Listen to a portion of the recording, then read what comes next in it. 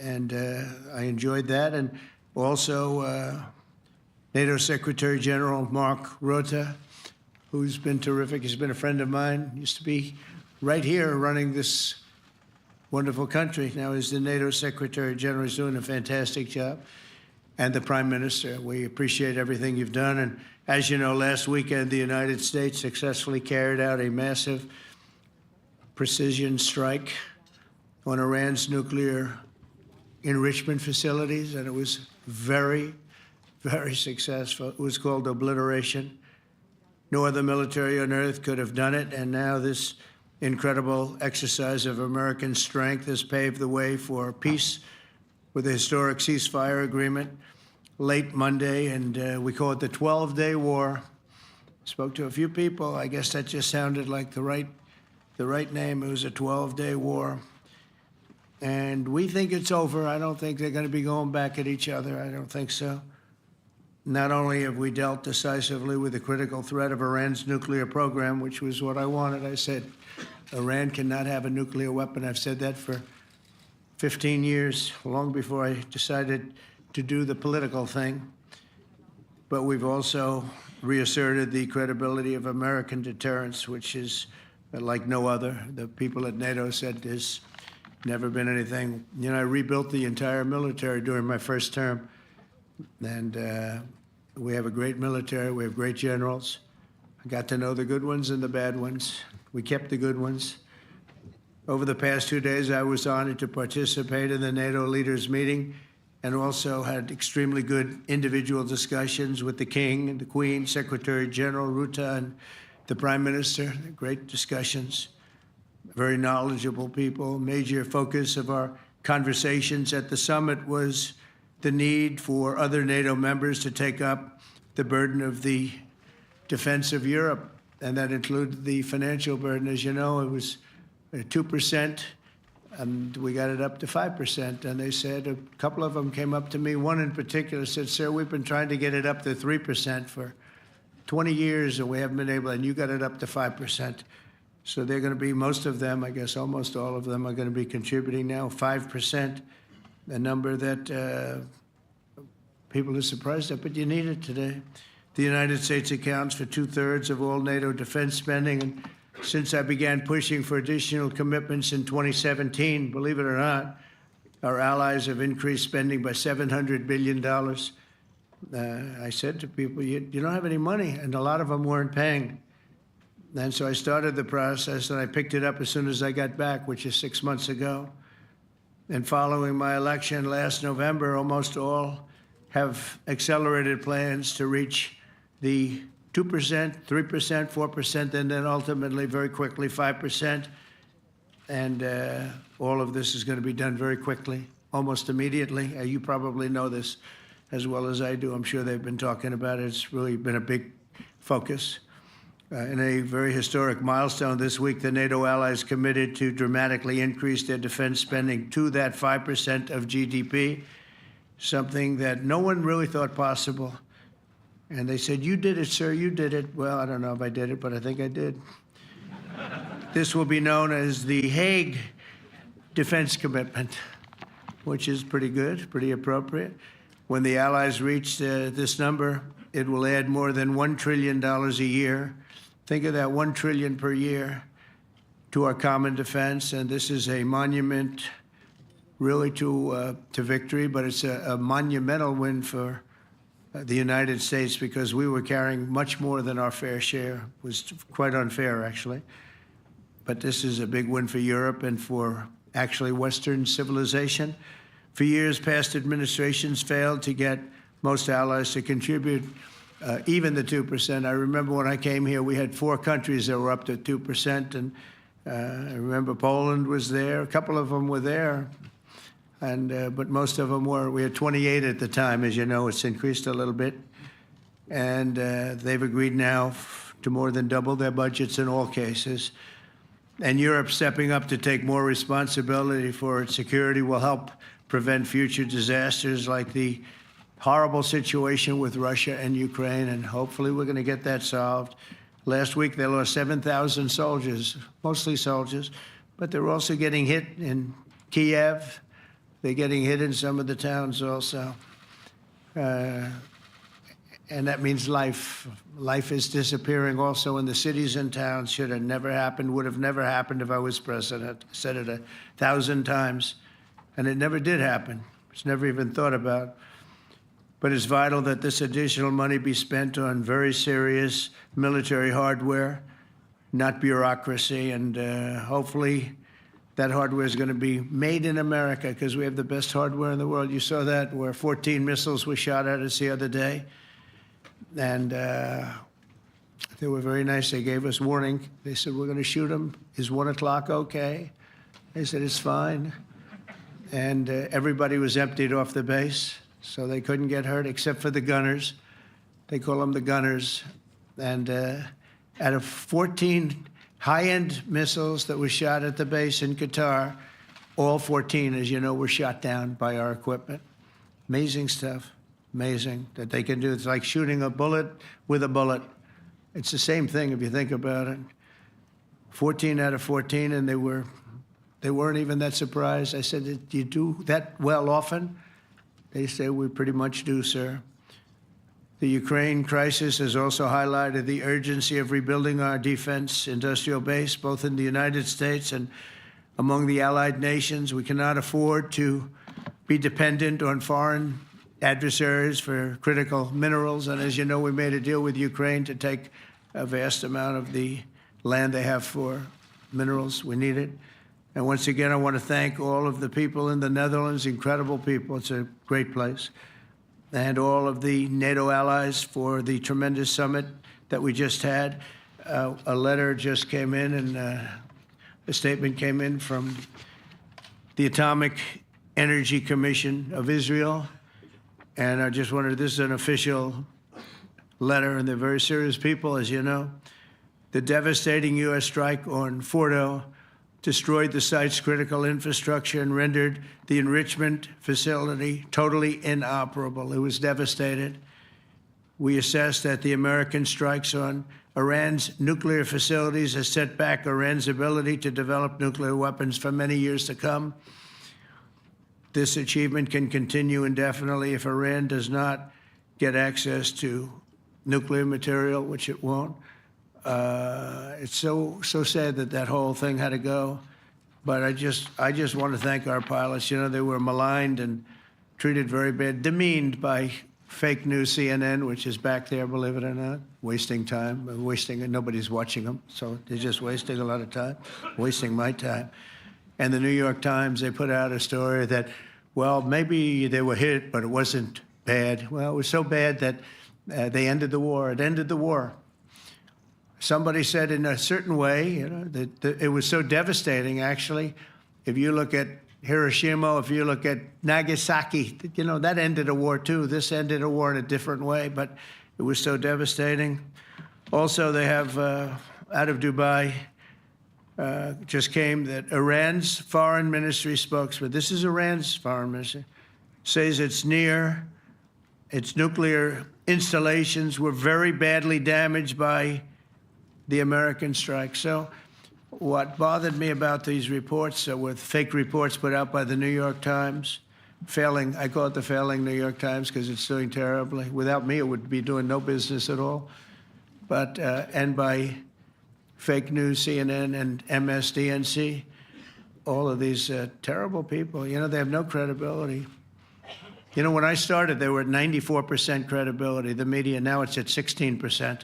And I'm very proud of it because I've exposed it for what it is. But when I saw them starting to question the caliber of the attack, was it bad?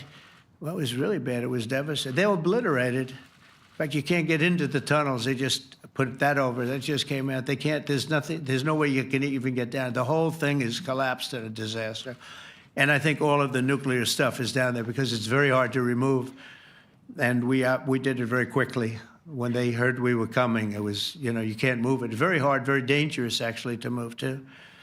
And they also knew we were coming, so I don't think too many people want to be down there knowing we're coming with the bunker busters, as we call them. We're the only ones that have them. We have the best equipment, best nuclear equipment, and we have the best equipment in the world. And by the way, We can't forget our submarine, which was out there, submarines actually, but submarine was out there. We shot 30 rockets into an area, every single one of them. I think it was almost 400 miles away, I think, Pete, right? 400?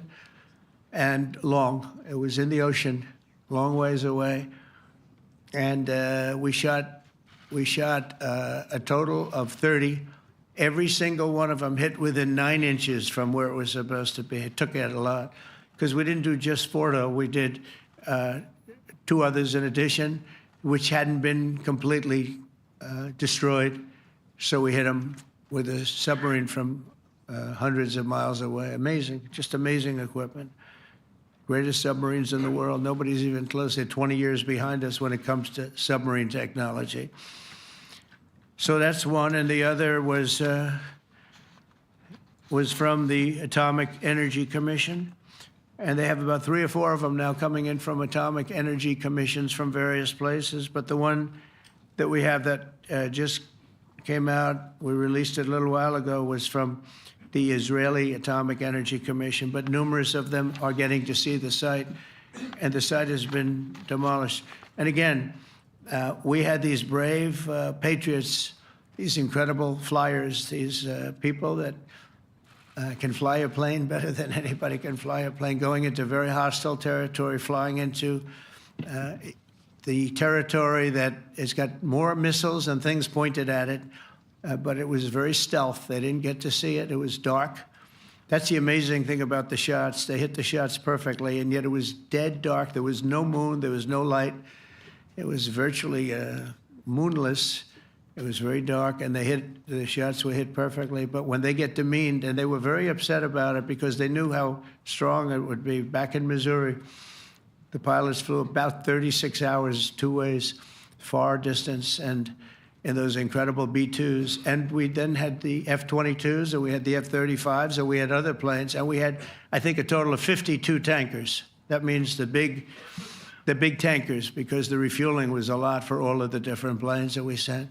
Incredible operation, and I have to say, General Raisin Cain was incredible. That's why he beat ISIS, and we beat ISIS in a matter of weeks. I was told it would take 4 to 5 years. We did it in a few weeks, and he was great. That's why he's the head of the Joint Chiefs of Staff right now, because I had a very good experience with him. He knocked out ISIS in a period of literally a few weeks. Amazing.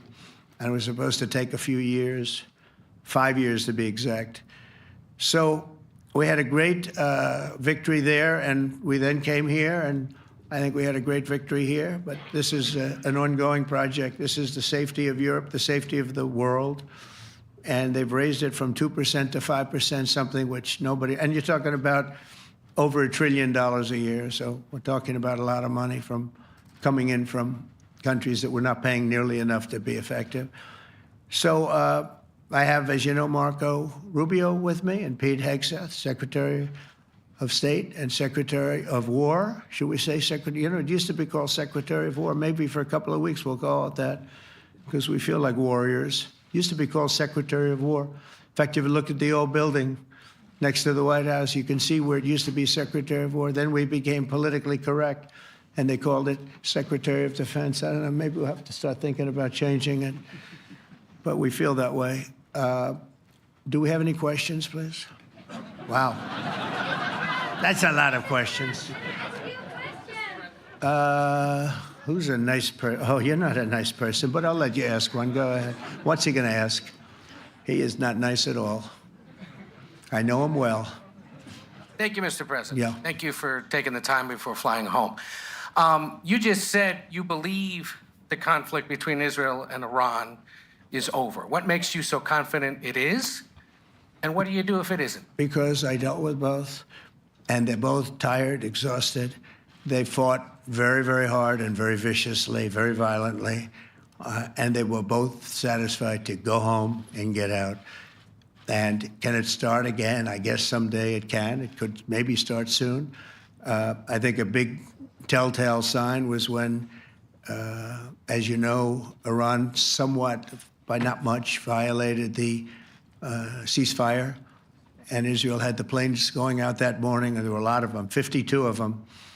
And I said, you got to get them back. And they brought them back. They didn't do anything. They brought them back. It was very good. I thought it was amazing, actually. They have fought a hell of a war. They fought very hard. I think the war ended, actually, when we hit the various nuclear sites with the planes. And I just hope you people can give these pilots, these are the best pilots in the world. They're the best shots in the world. They call them shots. That's what they are. And wait a minute. And I just hope you can give them the respect they deserve, because they came home to fake news. And like, oh, gee, there was hardly any damage. The things are decimated. So, but I think, no, I think they're very much finished. I think Israel's going to get back to doing what they do, and I think that Iran's going to get back. You know, Iran has a huge advantage. They have great oil, and they can do things. I don't see them getting back involved in the nuclear business anymore. I think they've had it. They've been at it for 20 years, and I don't see that happening either. Now, if it does, we're always there. It won't be me. It'll be somebody else, but we're there. We'll have to do something about it. Yes, please, go ahead. Go ahead. Oh, fake news, CNN? Oh, yeah, here we go. Wait till you hear this question. You should really say how great our soldiers and our warriors are. I think everyone appreciates our soldiers and our warriors. I do have two questions for you, Mr. President. You just cited Israeli intelligence on these attacks. Earlier, you said U.S. intelligence was inconclusive. Are you relying on Israeli intelligence for your assessment of the impact of the strikes? No, this is also Iran made the statement. And it's also, if you read the document that was given, that Pete can talk about if you'd like, the document said it could be very severe damage, but they didn't take that. They said it could be limited or it could be very severe. They really didn't know, other than to say it could be limited or it could be very, very severe.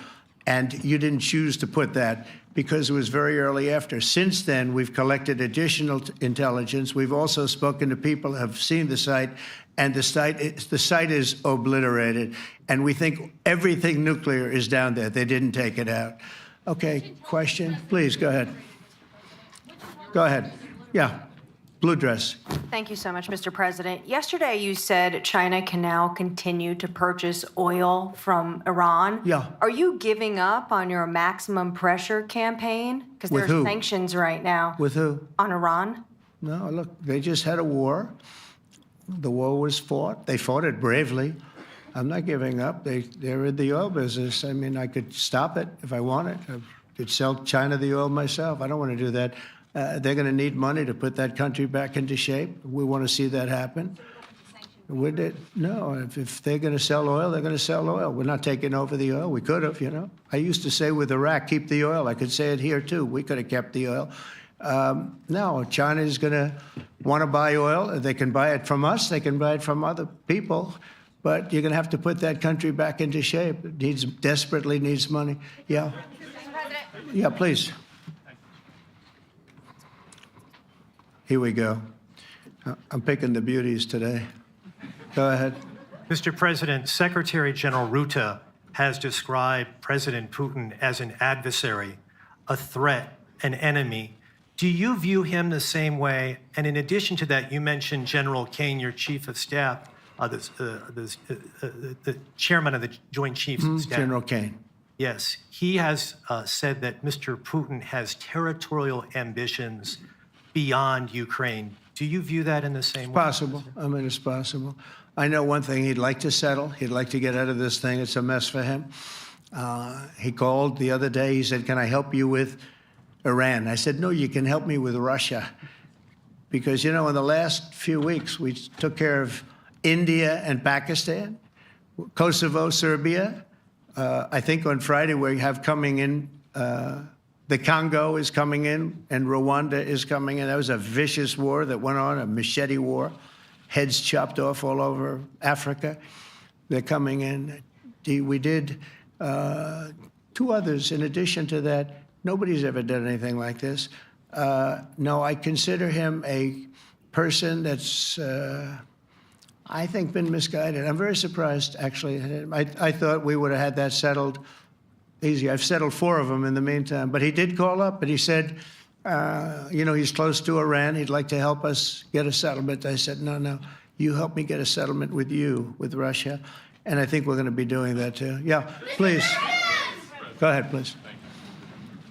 Thank you, Mr. President. You've made clear your position on what impact the strikes had. I wanted to ask you what is next with Iran. For instance, is there any indication from U.S. intelligence that Iran was able to move any material, including No, just the uranium? opposite. We think we hit them so hard and so fast they didn't get to move. And if you knew about that material, it's very hard and very dangerous to move. It's called, in many people, they call it dust, but it's very, very heavy. It's very, very hard to move. And they were way down, you know, they're 30 stories down. They're literally 30, 35 stories down underground. You think you got it all? Oh yeah, we think we got. We think it's covered with granite, concrete, and steel. Can I ask you, are you interested in restarting negotiations with Iran? And if so, have they reciprocated? So Or is our this sort of a people, settled- Marco could answer this, but our people are not. I'm not. The way I look at it, they fought. The war's done, and you know I could get a statement that they're not going to go nuclear. We're probably going to ask for that, but they're not going to be doing it. But they're not going to be doing it anyway. They've had it. They've had it. Now maybe someday in the future we'll want that. But I've asked Marco, do you want to draw, I just asked him the question as we were walking on the stage, do you want to draw up a little agreement for them to sign? Because I think we can get them to sign it. I don't think it's necessary. Marco, do you want to talk about that, please? Well, Mr. President, I think President Trump has shown a willingness to meet and talk to anybody in the world who's interested in peace. I don't know of any president that's been as willing as he has to meet with anyone and talk about peace. We'd love to have peaceful relations with any country in the world. And so obviously that'll depend on Iran's willingness not just to engage in peace, but to negotiate directly with the United States, not through some third country or fourth country process. But I know of no president, probably in our modern history, that's sought peace more than President Trump has. Sounds like the door is open, but you're in no rush. Is that right? Sounds like the door is open, but I'll tell you what, look, we're going to talk to them next week with Iran. We may sign an agreement. I don't know. To me, I don't think it's that necessary. I mean, they had a war, they fought. Now they're going back to their world. I don't care if I have an agreement or not. The only thing we'd be asking for is what we were asking for before about we want no nuclear, but we destroyed the nuclear. In other words, that's destroyed. I said, Iran will not have nuclear. Well, we blew it up. It's blown up to kingdom come. And so I don't feel very strongly about it. If we got a document, wouldn't be bad. We're going to meet with them, actually. We're going to meet with them. Yeah. Yeah, go ahead, please. Mr. President, Netherlands TV, thank you for visiting our country. Good. As I Thank you. understood, I, of course, would like to know how you slept last night at the House of the King. Oh, I slept beautifully. But probably a more serious question. I think you just had a meeting with President Zelensky. Did you discuss any ceasefire in this Russo-Ukrainian? No, I wanted to know how he's doing. He was very nice, actually. You know, we had little rough times sometimes. He was, couldn't have been nicer. I think he'd like to see an end to this. I do. I think what I took from the meeting couldn't have been nicer, actually. But I took from the meeting that he'd like to see it end.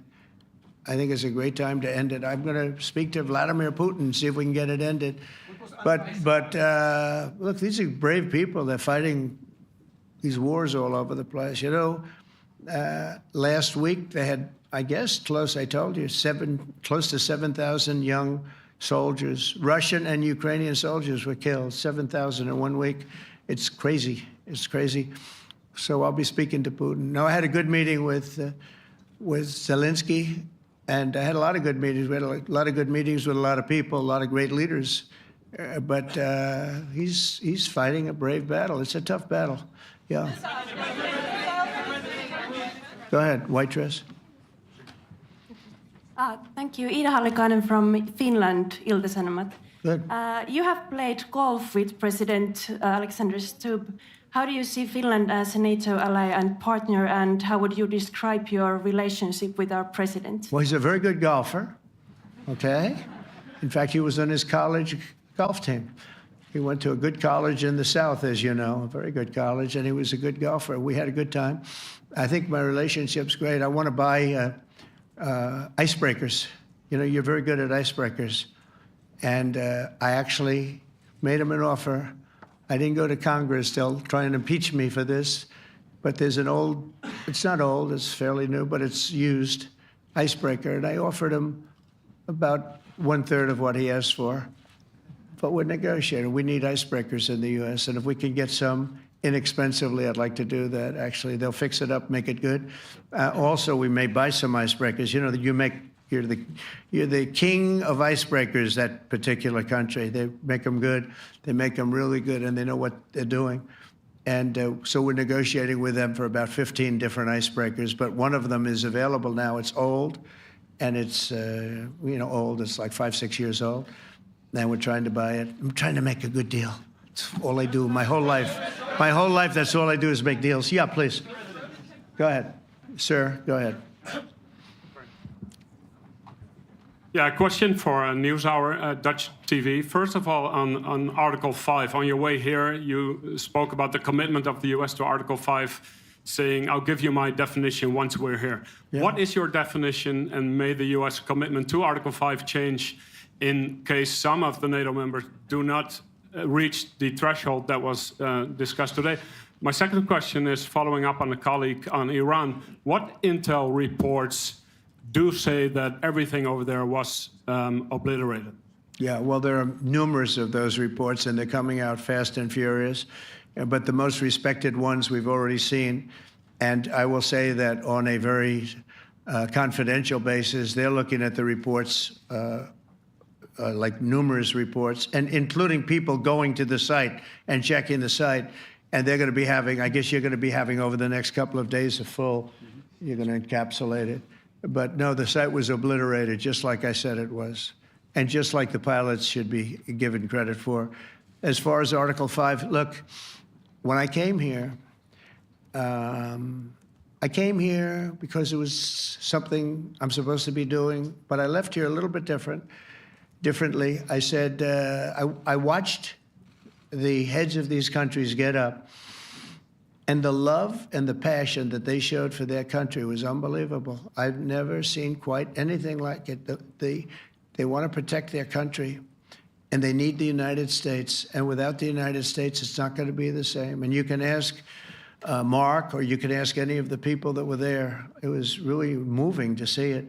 They love their country. They were so respectful of me because I'm the head of the United States. And I made, the King of Saudi Arabia, when I was in the Middle East. So I was in Qatar for a different reason, not a reason to get shot at. We were in there for economic development reasons, Qatar, UAE, and Saudi Arabia. All three leaders of those countries, and we took back $5.1 trillion into the United States. All three leaders said, you're presiding over the hottest country in the world. The United States right now is the hottest. Everybody wants to be there. Everybody wants a piece of it. He said, a year ago, your country was dead. You had a deadhead running it. You had a country that was dead, and it was dead. You had people pouring through the borders. You had inflation. You had everything. He said, you've made it in 5 months at that time. You've made it the hottest country. This is the hottest country in the world. The United States right now is the hottest country in the world. And when I was around that table, it was a nice group of people, many of whom I knew from previous. When I saw the passion they had for the country, almost everyone, and you probably have the tapes, it was very public, but almost every one of them said, thank God for the United States. Without the United States, they couldn't really have NATO. It wouldn't work. It wouldn't work. It will in the future because now they're paying much more money, but it wouldn't work. It was great. And I left here differently. I left here saying that these people really love their countries. It's not a ripoff. And we're here to help them protect their country. Okay, we'll do one or two more. Thank you, Mr. President. Yeah. A question on Spain. Are you satisfied with today's... Oh, I think Spain's terrible what they've done. No, I do. They're the only country that won't pay the full up. They want to stay at 2%. I think it's terrible. And, they're doing very well. The economy is very well.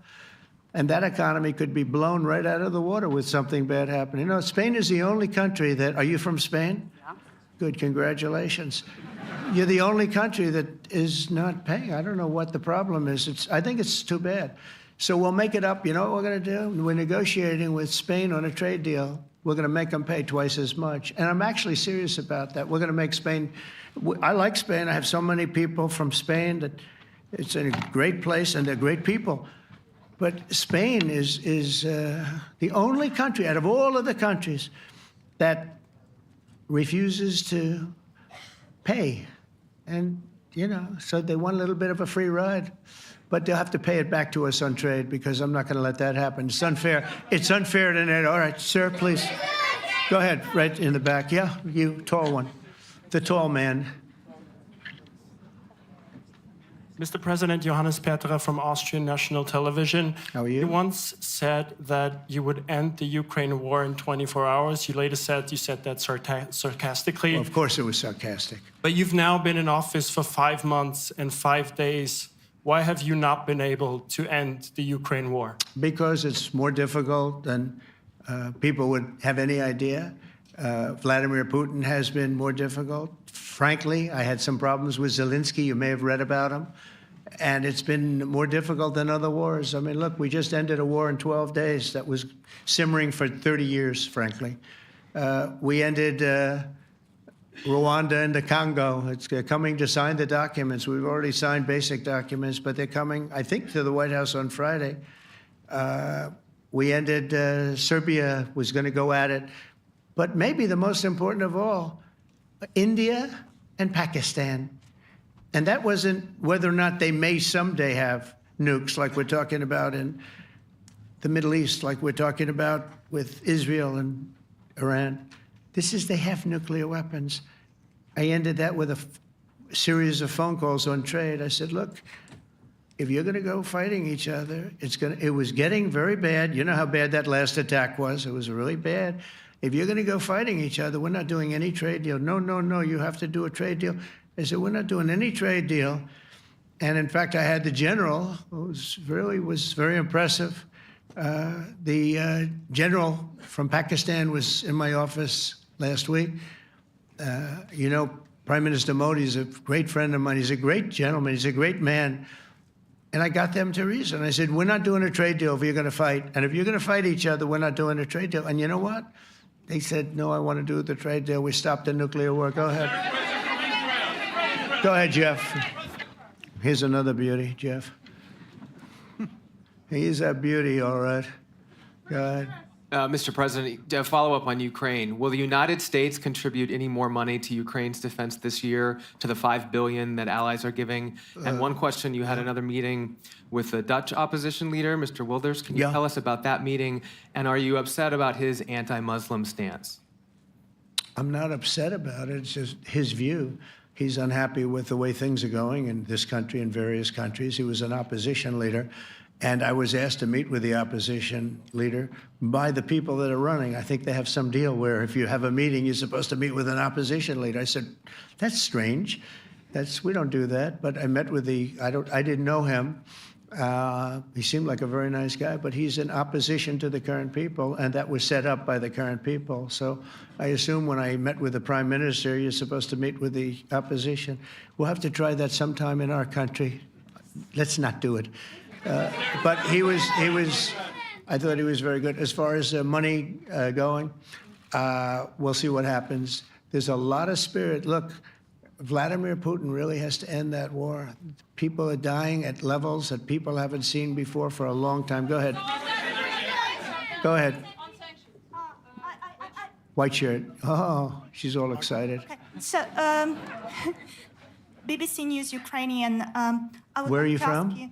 I'm from Ukraine. Oh. So my question to you is whether or not the U.S. is ready to sell anti-air missile systems Patriot to Ukraine. We know that Russia has been pounding Ukraine really heavily right now. Are you living yourself now in Ukraine? My husband is there. Wow. And I can see you're very, it's amazing. And me with the kids, I'm in Warsaw actually, because he wanted me to be. Is your husband a soldier? No? He is. He's there now? Yeah. Wow. That's rough stuff, right? That's tough. And you're living here? In Warsaw. And you're a reporter? I am. Good. So let me just tell you, they do want to have the anti-missile missiles, okay, as they call them, the Patriots. And we're going to see if we can make some available. You know, they're very hard to get. We need them too. We were supplying them to Israel, and they're very effective, 100% effective. Hard to believe how effective. And they do want that more than any other thing, as you probably know. That's a very good question, and I wish you a lot of luck. I mean, I can see it's very upsetting to you. So say hello to your husband, okay? Thank you. Go ahead. Thank you. Thank you, Mr. President. You were criticizing Where are you from? Bloomberg News. Oh, Bloomberg. That's wonderful. You were criticizing the Federal Reserve Chair before coming to this summit. Yeah, I think he's terrible. I was wondering if you've begun interviewing different candidates for the Fed pick. Yeah, I know within 3 or 4 people who are going to pick. I mean, he goes out pretty soon, fortunately, because I think he's terrible. We have no inflation. We have a tremendous economy. Hundreds of billions of dollars of tariff money is pouring in. Factories are being built because they don't want to pay the tariffs, so they're building them all over the country. I think we're close to $15 trillion. I told you $5.1 trillion from the Middle East alone, but of investment money coming in. There's never been anything like that in the history of our country. But we have no inflation. And we have borrowing because Biden, stupidly, they did short-term debt. So we have borrowing coming up. And, you know, we'll go 10 years, maybe longer, maybe shorter, but we'll go a long period of time when we do the debt. And because of him, because of this guy, we will have to pay for years. We'll be paying for him. And I said to him, listen, there's no inflation. He says, but maybe there'll be some. That's true. I said, if there is some, what you do is raise the rate. I'm okay with that. You raise the rate in 2 years from now or in a year from now. But because the rate's high, we have to pay more for debt. It's pretty equal. In other words, if it's 4%, it's 4%. If you drop it a point, you'll pay 3%. So it's fairly equal, not necessarily, but fairly equal. So we're going to end up paying maybe 2 points or 3 points more. 3 points would be about $900 billion a year because of this very average mentally person. He's an average mentally person. I'd say low in terms of what he does, low. Low IQ for what he does, okay? Wait, so instead of paying $900 billion, we don't want to pay 900 just because he doesn't want to lower the rate. I said, if there's inflation in 2 years or 3 years or 1 year from now, you raise the rate and you take care of the inflation, among other things. But he's probably a very political guy, I guess. I don't know. I think he's a very stupid person, actually. All right, one more. Let's go. How about you? Go ahead. She looks so happy and everything. Thank you. That's why I picked her. I'm from Spain, too. I'm Ana Buch from La Vanguardia. I wanted to know if... You're where from? Spain, too. Ah.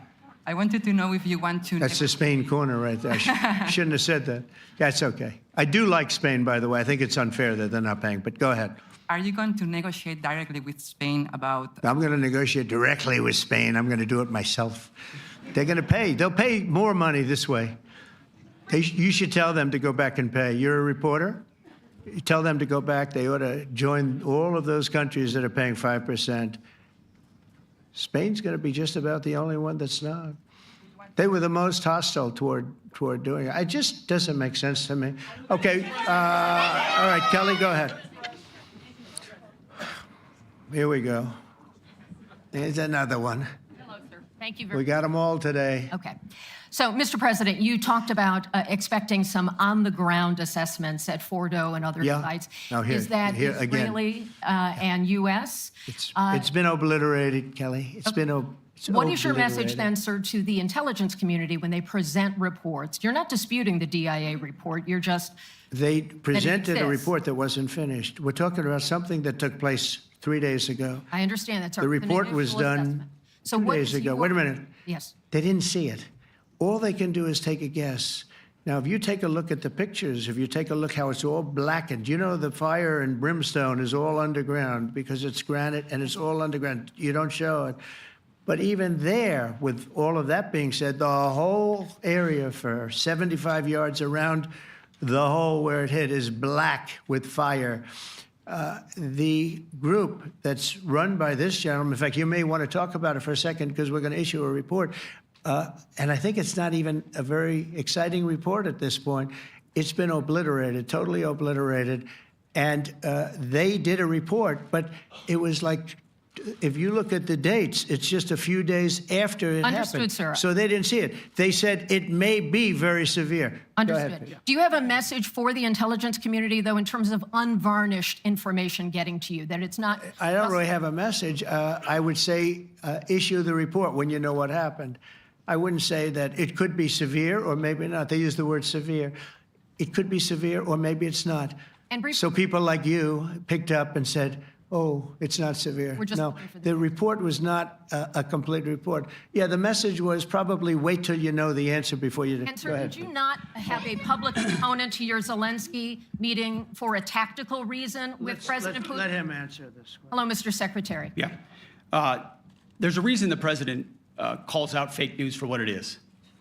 These pilots, these refuelers, these fighters, these air defenders, the skill and the courage it took to go into enemy territory flying 36 hours on behalf of the American people and the world to take out a nuclear program is beyond what anyone in this audience can fathom. And then the instinct of CNN, the instinct of the New York Times is to try to find a way to spin it for their own political reasons to try to hurt President Trump or our country. They don't care what the troops think. They don't care what the world thinks. They want to spin it to try to make him look bad based on a leak. Of course, we've all seen plenty of leakers. And what do leakers do? They have agendas. And what do? Do they share the whole information or just the part that they want to introduce? And when they introduce that preliminary, a preliminary report that's deemed to be a low assessment, you know what a low assessment means? Low confidence in the data in that report. And why is there low confidence? Because all of the evidence of what was just bombed by 12 30,000-pound bombs is buried under a mountain, devastated and obliterated. So if you want to make an assessment of what happened at Fordo, you better get a big shovel and go really deep, because Iran's nuclear program is obliterated. And somebody somewhere is trying to leak something to say, oh, with low confidence, we think maybe it's moderate. Those that drop the bombs precisely in the right place know exactly what happened when that exploded. And you know who else knows? Iran. That's why they came to the table right away, because their nuclear capabilities have been set back beyond what they thought were possible because of the courage of a commander-in-chief who led our troops, despite what the fake news wants to say. But you're not disputing the report said what it said, even though it was initial. The report said what it said, and it was fine. It was severe, they think, but they had no idea. They shouldn't have issued a report until they did, but we've gotten the information. I think Pete said it better than you can say it. And, you know, you should be proud, you, especially you, should be proud of those pilots, and you shouldn't be trying to demean them. No, there's Those pilots flew at great risk, a big chance that they'd never come back home and see their husbands or their wives. Let me just tell you, you and NBC, fake news, which is one of the worst, and CNN, New York Times, are all bad. They're sick. There's something wrong with them. But you know what? You should be praising those people instead of trying to find some. By getting me, by trying to go and get me, you're hurting those people. They were devastated. You know, I got a call from Missouri, great state, that I won 3 times by a lot. And I got a call that the pilots and the people on the plane were devastated because they were trying to minimize the attack. And they all said it was hit. But we don't think it was really maybe hit that badly. And they were devastated. They put their lives on the line, and then they have, and I'm not referring to you, but real scum come out and write reports that are as negative as they could possibly be. It should be the opposite. You should make them heroes and heroines. You should make them really people that they were so devastated when they heard this news. And you know what they said? One of them, I spoke to one of them, said, "Sir, we hit the site. It was perfect. It was dead on." Because they don't understand fake news, because they have a normal life, except they have to fly very big, very fast planes. But it's a shame. You should be making them heroes. All right, in the back. Go ahead, back, white, yeah. White jacket, yeah. Go ahead, give my mic. Hello. Deborah Haynes from Sky News. Good. Mark Rutte, the NATO chief, who is your friend, he called you daddy earlier. Do you regard your NATO allies as kind of children? No, he likes me. I think he likes me. If he doesn't, I'll let you know. I'll come back and I'll hit him hard, okay? No? He did it very affectionate. Daddy, you're my daddy. Do you regard your NATO allies, though, as kind of like children, and they're obviously listening to you and they're spending more, and you're obviously appreciative of that. But do you hope that actually they're going to be able to defend themselves, defend Europe on their own? I think they need help a little bit at the beginning, and I think they'll be able to. And I think they're going to remember this day. And this was a big day for NATO. You know, this was a very big day. They took it. One of the gentlemen said, you know what? We've been trying to raise the rate for 30 years, he said, 20 years, from almost the beginning. And he's been there for a long time. He said, until you came along, it never happened. What you did is amazing. It's been sort of an amazing day for a lot of reasons, but also for that. Yeah, go ahead. Do you think they can do it without you, though, in the future? Can they do it without Well, ask Mark. I mean, you have to ask Mark, okay? So we're heading back. We're heading back. I want to thank these two gentlemen behind me. They're incredible people, both of them. They've done a fantastic job. And Susie's in the front, and she's done great. And Monica, thank you very much. It was quite an exciting time. And we're going to be heading back. We'll be back soon, and we'll see you in Washington, D.C. Remember this, we have the hottest country anywhere in the world. Thank you very much, everybody. Thank you.